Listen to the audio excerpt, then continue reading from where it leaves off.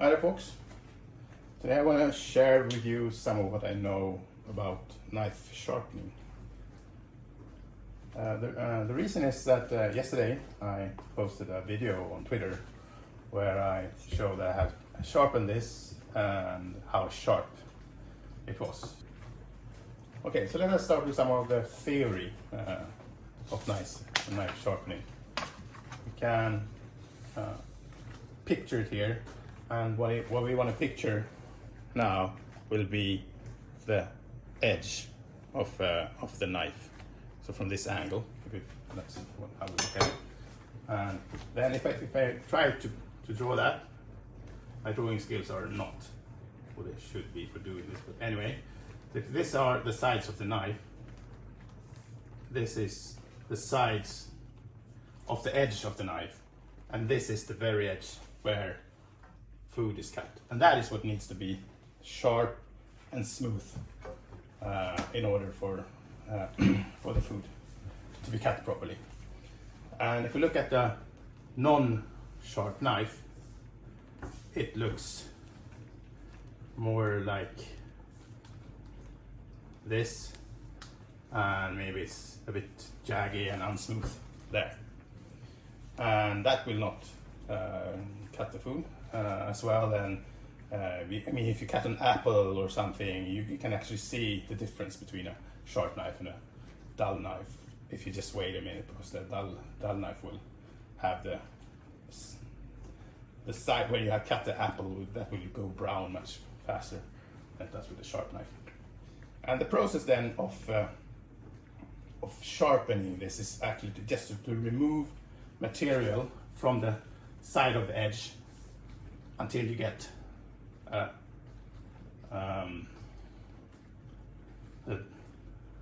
hit the spetsspring there. The point of the knife edge is sharp, so it will be, in this case, something like this and something like this. And if we remove this material and this material here, we will have a new point on the edge that is sharp, that will cut food properly. So that's what we're gonna do, and let's get to it. So no, I will not get to it. I will just explain this a bit more. So if you think about this removal of material process, you will see that in the beginning you will want to remove more material, and then you go, otherwise it takes a very long time if you remove very little material at a time, but that will produce a jaggy edge still when you have removed material fast with something coarse. So then you go to smoother and smoother stones when you sharpen, and you will remove a smoother stone will remove less material, but then the coarser stone will have done the hard work. So if we look again at the sharp, let's look at the sharp edge here again. So we will start on one side of the edge to remove material. So we will start maybe on this side of this of the edge and remove material. And when we do that, so let's say it was like this before, and where we have removed material there, when we reach this edge here, we will push some material over on the other side of the edge, and this material here, it's called Burr. And that's residue from the sharpening, and maybe it's magnetic features or something that makes it stick here. It doesn't really matter, but we will use that for our feedback. So we will polish the edge, this side of the edge, until we feel this burr with our fingers. Then we know we have reached this side of the edge, and then we know that we can start on this side instead.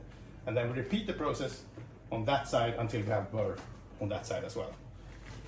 And that is actually the key to getting a sharp knife. If you haven't reached over to the other side, then the edge will still look like this. When you have reached the other side, the edge from both sides, the edge will look like that.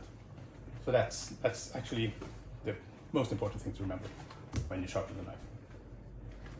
The next thing to remember when you sharpen the knife is that if you leave the burr on the knife, when you have sharpened it, that will make the knife dull.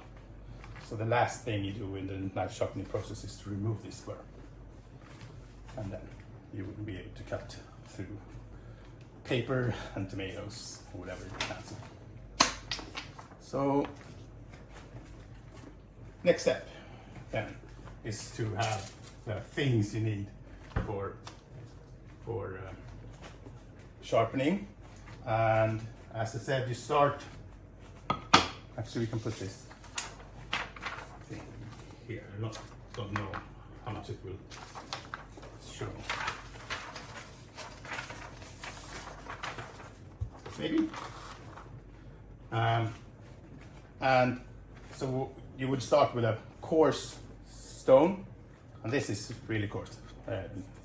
Maybe it's even visible to the camera, but this is coarser. But on the back side there you can see that it has this 320 grit of the mesh. So the fine particles that they have pressed together to make this stone, they are 320 of them for some volume. I don't know which volume, but also each particle is 4594 micron big.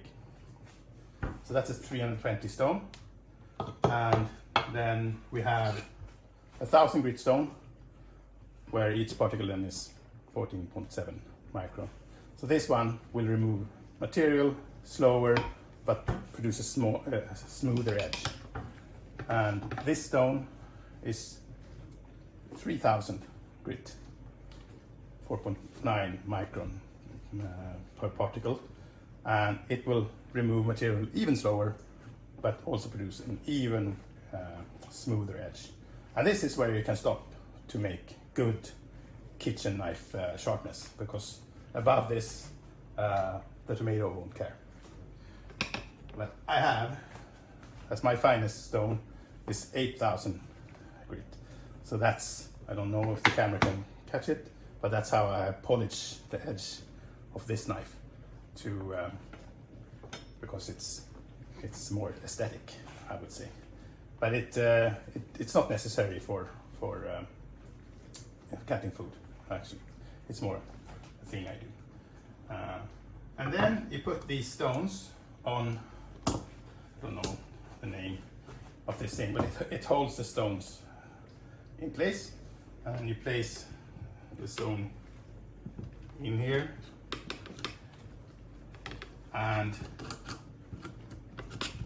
then you have some water on this. These are splash-on stones, very easy to maintain. You don't need to prepare them before you start the sharpening. You just splash water on them. And then the next step is then to place your knife at some angle. Often you want to hit the same angle as the knife had before you started. But also, otherwise you can just sharpen every knife to the same angle. If you start with a coarse stone, you quickly can reshape the edge of the knife. I usually do something like this.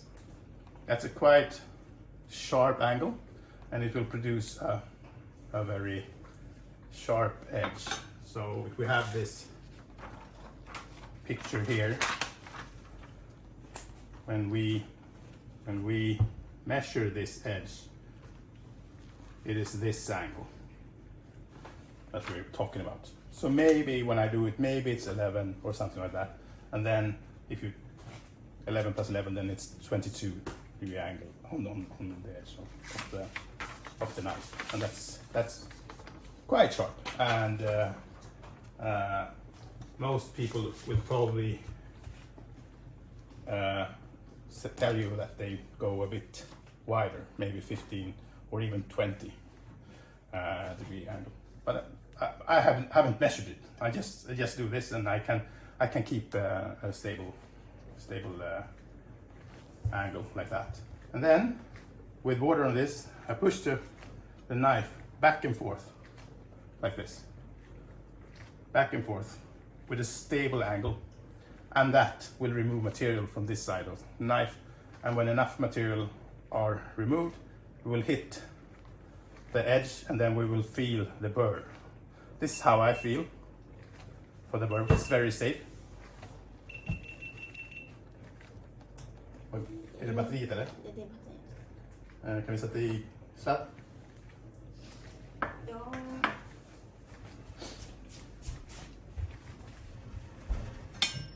So this is very safe because you're moving your fingers away from the edge, and you won't cut yourself. But you will feel the edge, the burr on the edge. And then when I feel it, then I go to the next segment of the knife and I repeat the process. So maybe I do it at least 20 times up and down like this. And then I feel, do I have burr? If I have burr, then I'm done. And I go to the next segment and I do that. And I feel, do I have burr? If I don't have burr, then I continue. And if I have burr, I'm done. So the rule here is like when you have this burr, you feel it all over the length of the edge, then you're done. If you don't feel it all over the edge of the knife, then you're not done. And then you continue until you have it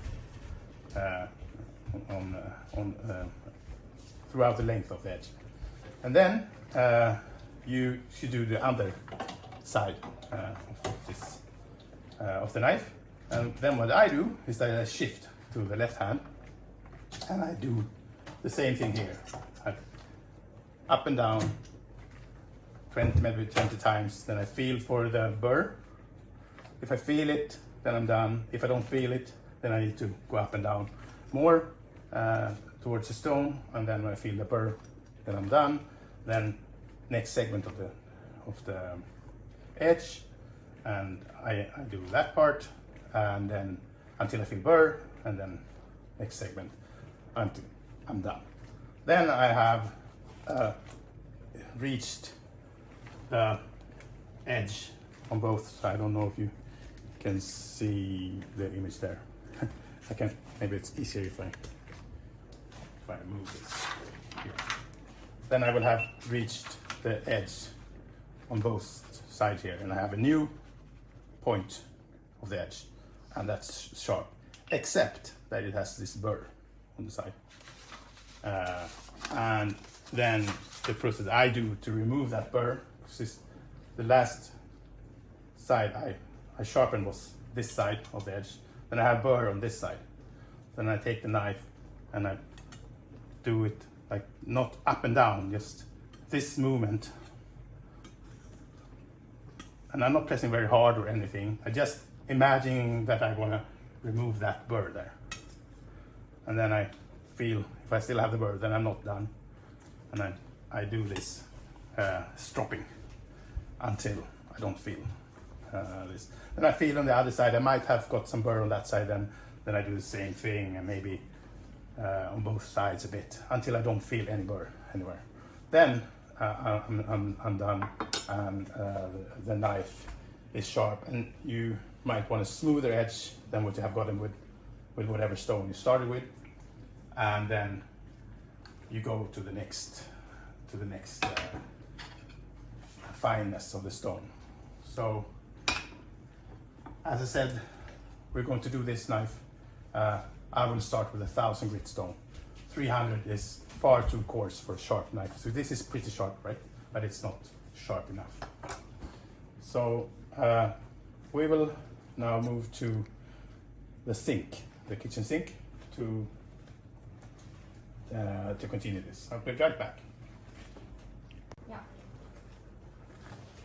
All right, so let's start sharpening. I will not show you the full process of me sharpening because that will be very boring. I have been looking at a lot of those on YouTube, and it's good to look at them because you can mentally easier picture what it is you should be doing when you practice this. But it's also not the point of this video to have that effect here. I just want to show you the basics of this. And as I said, you put stones from coarse to fine on something that can hold the stone stable, and the stableness is really important when you work. So what I have done is that I have made myself a zinc bridge. So it's just two pieces of wood that I have hold together here with these screws, and I have just measured the distance here. So I cut this one to that distance, and that means that it fits perfect. I need to press it down a bit, and now this is so stable, it won't move anywhere. And then to hold this one steady when this is when this gets wet, this will start sliding around. You don't want that. And then I just have a piece of cloth.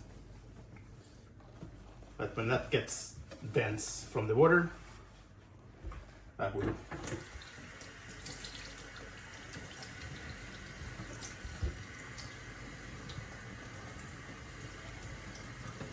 keep this thing in place. It's not moving anyway. So this is the thing. You need water and you need the stones and you need the thing you want to sharpen.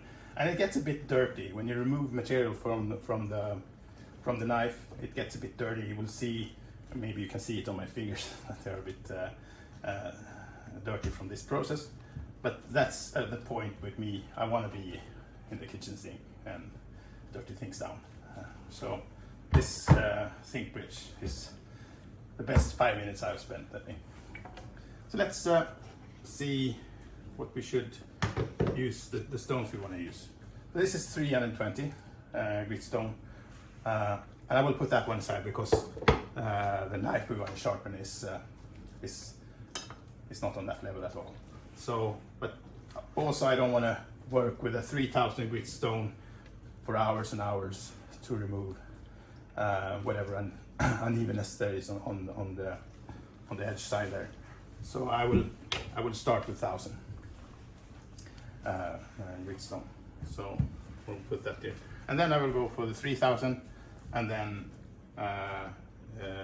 just for good measure, I will polish the edge with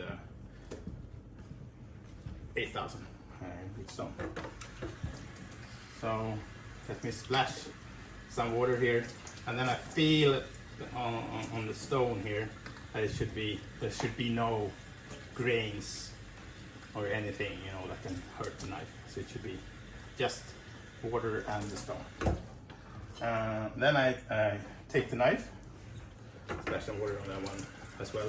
It should be clean, so that's a way to just check that the knife is clean when you start. I have cleaned this one, so I don't need to clean it for this video. So let's start. As I said, I have at some angle here, I hold the knife. I hold it like this.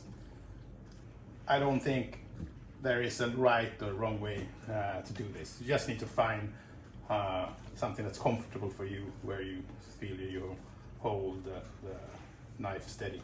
You don't want to go like this and produce a round edge or something like that.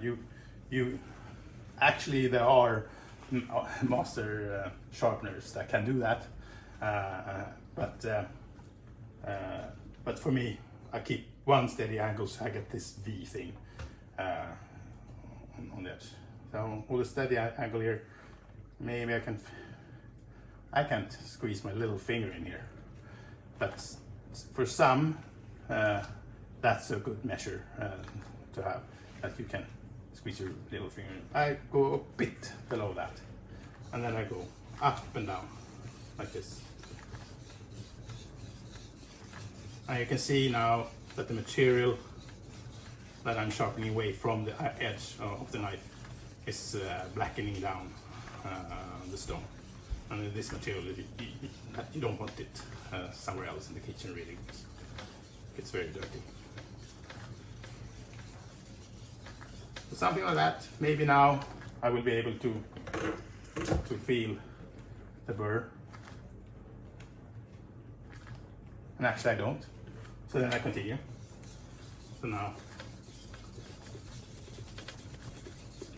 that was a lot. But now I do feel the burr. Yeah. And this, of course, you can't feel it when you're watching this video, but when you do this yourself, you will immediately know what I'm talking about. When you have an edge where you don't have burr and where you have burr, you will know the difference. So then I go to the next segment of this knife. This is a short knife then, so like only 2 segments or something like that. And then I do the same thing here. And I check for burr. I don't have enough burr here yet. It's a bit rounded, this knife as well. So it is a bit, the movement might need to adjust a bit for that the edge is round. So I'm trying that now to see.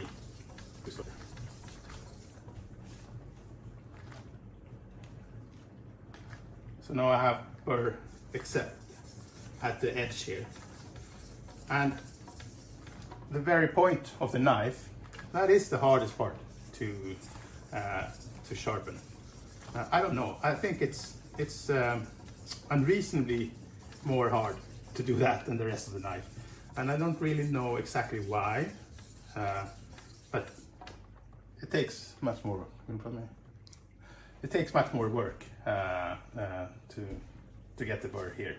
But you want that, especially for this kind of knife. This is a Santoku kind of knife, right? So you were gonna to slice onion and stuff like that with this one. So you need the point of the knife to be super sharp. So it's worth, and you see how dirty?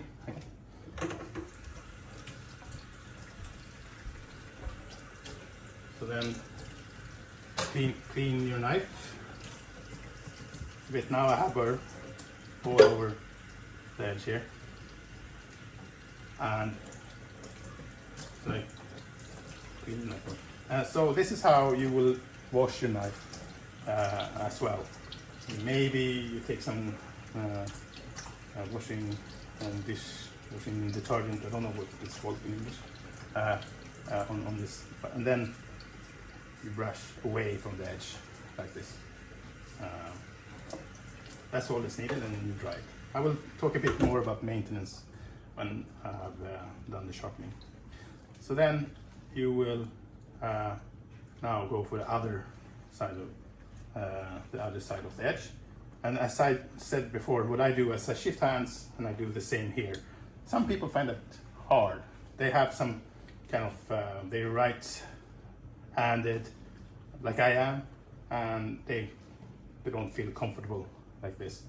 What they do instead is that they find a way to hold the knife with the right hand and go like that. Doesn't matter, it's up to you. For me, this is the stable thing that I know I have the same angle on the knife.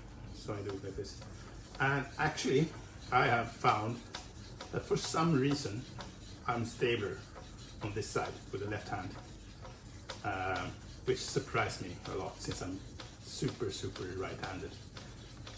But with this movement, somehow it's I'm much stabler on this side of the edge. Feel for the burr. Some of it's not enough. Maybe you can count like 20, 1, 2, 3, 4, 5, 6, 20-ish. And then, yeah, burr. It's done. Next segment of the knife. 1, 2, 3.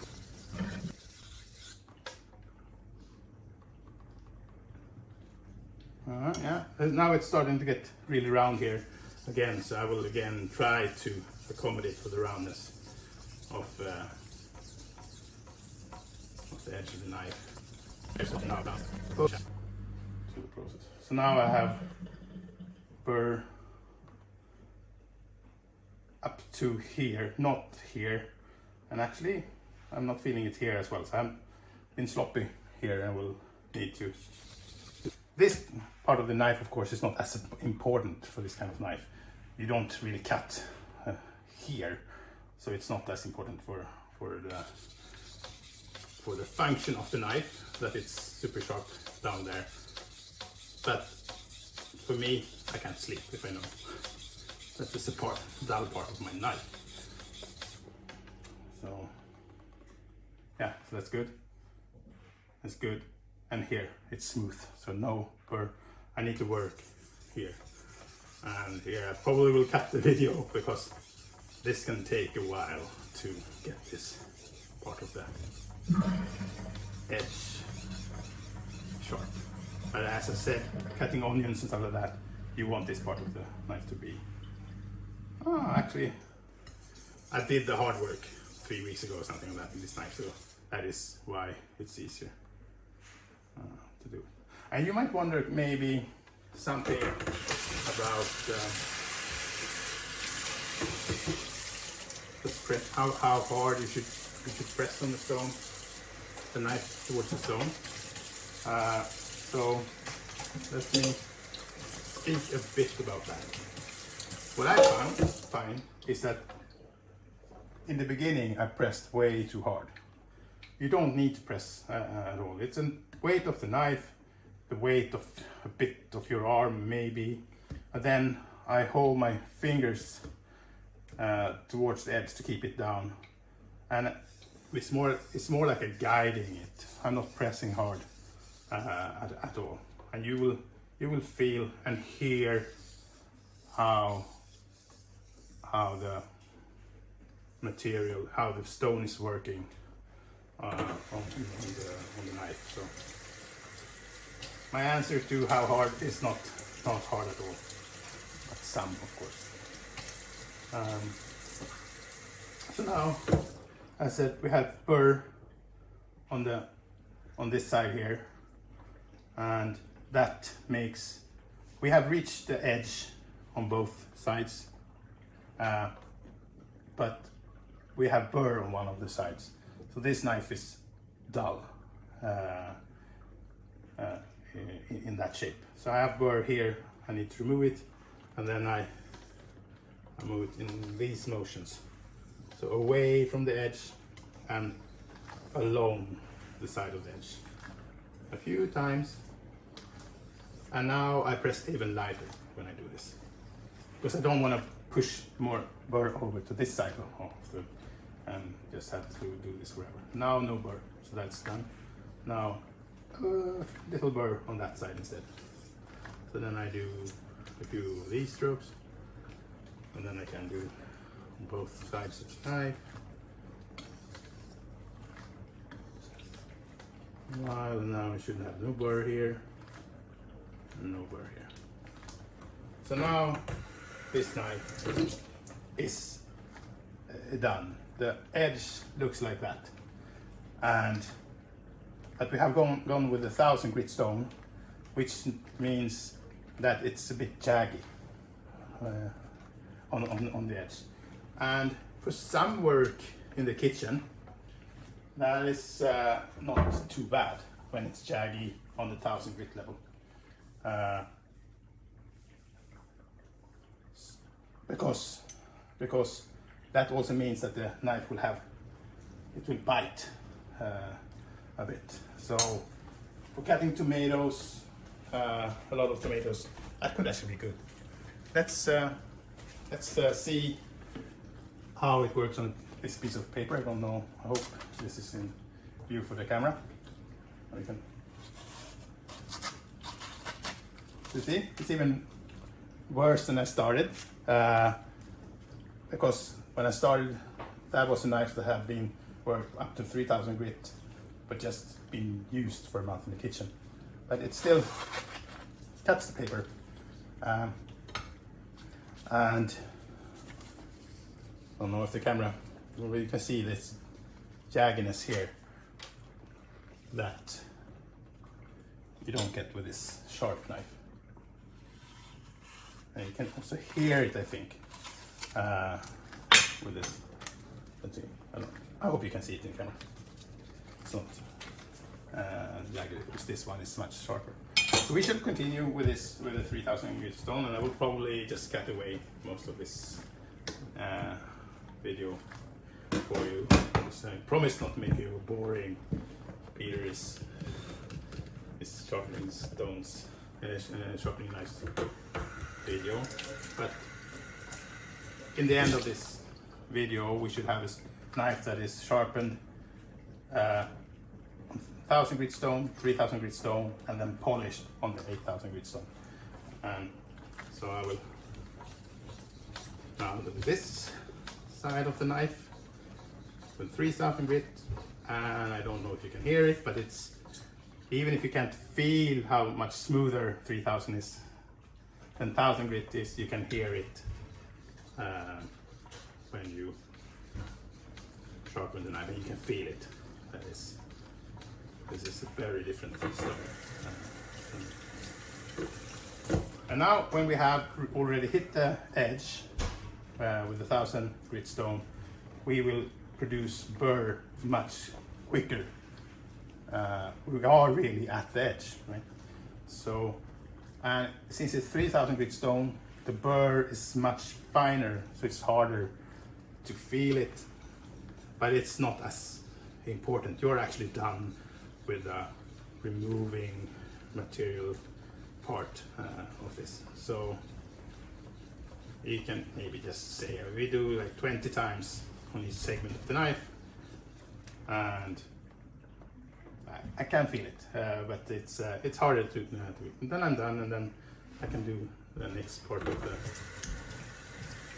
the next segment of the knife. So I can take it right there.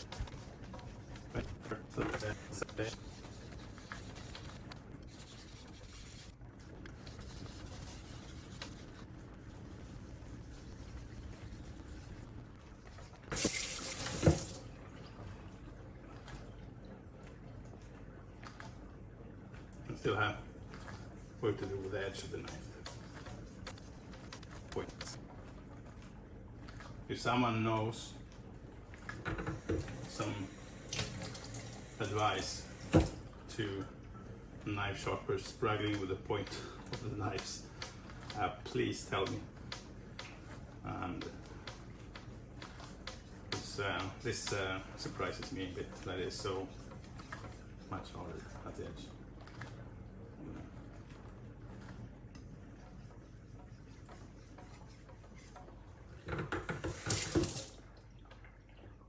But now I have it along the full length of the edge. So that means that I have hit this point here. And then, as I did it on the other side, the same thing.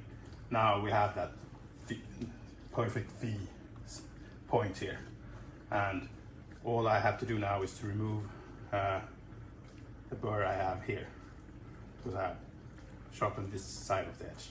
So then it's these moments again. Away from the point of the edge, along the side of the edge. A few times. I think this is called stropping. You can strop against leather and paper and cloth or whatever.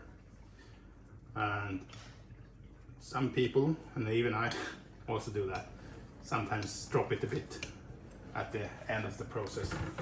Some piece of stropping leather or cloth to remove the last part of the unevenness. I still have it in this here.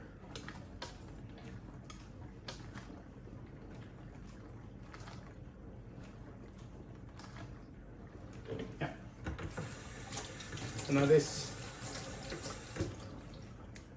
knife is sharpened to 3000 grit fineness, and we will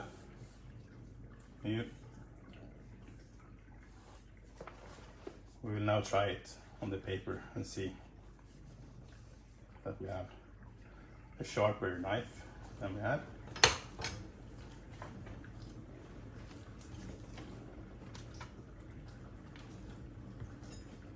Before the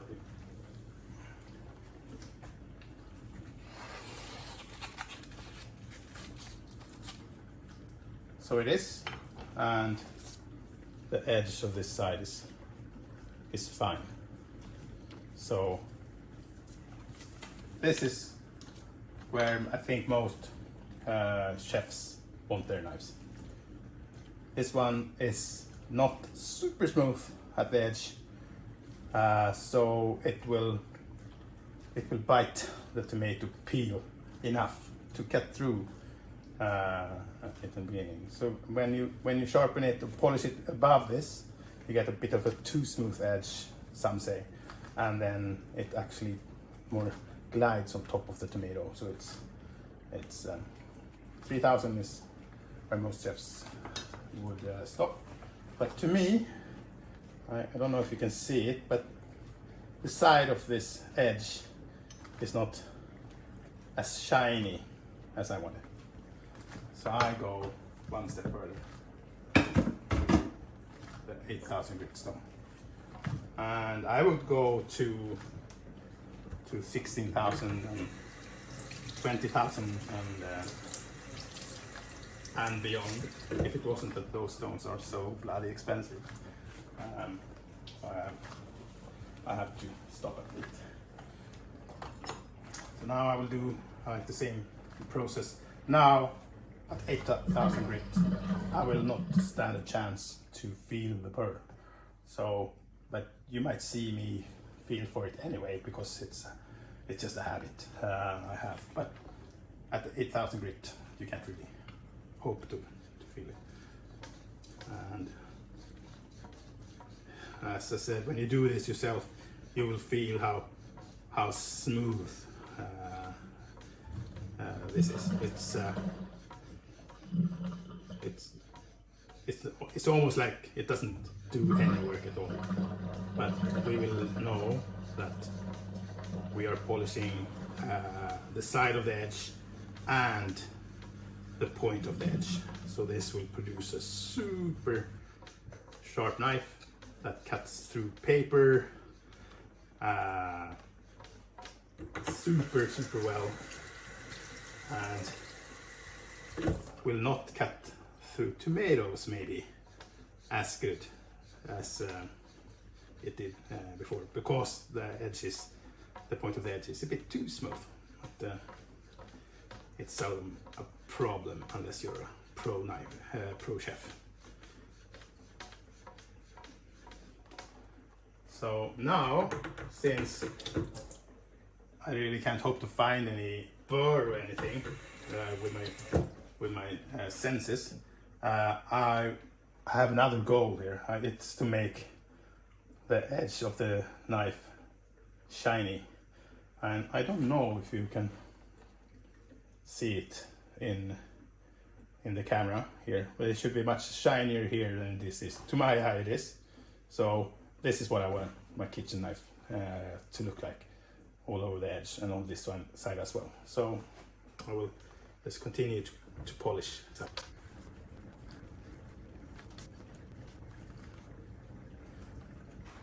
And here, when 8,000 grit stone, I don't need to worry at all that I take too much material away from the knife, since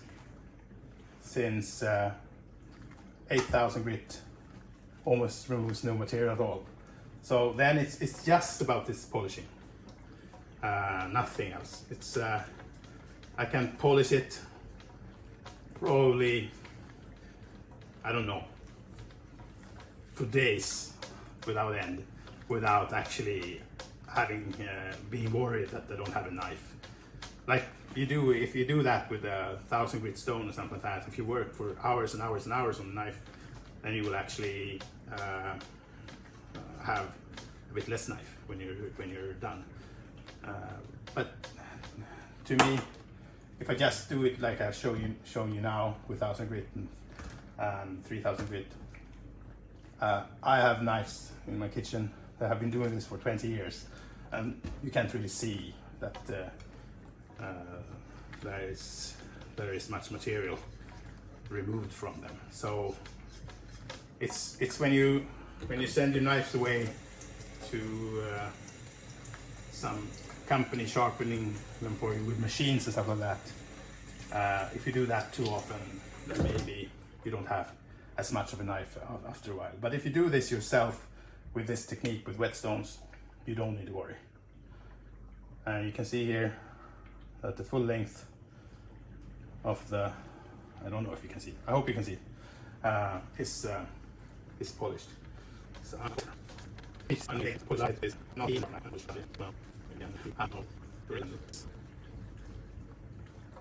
so this is my, as I said, my wife's favorite knife. So I kind of take pleasure in that being extra shiny for that reason. So you can probably see it as an act of love as well.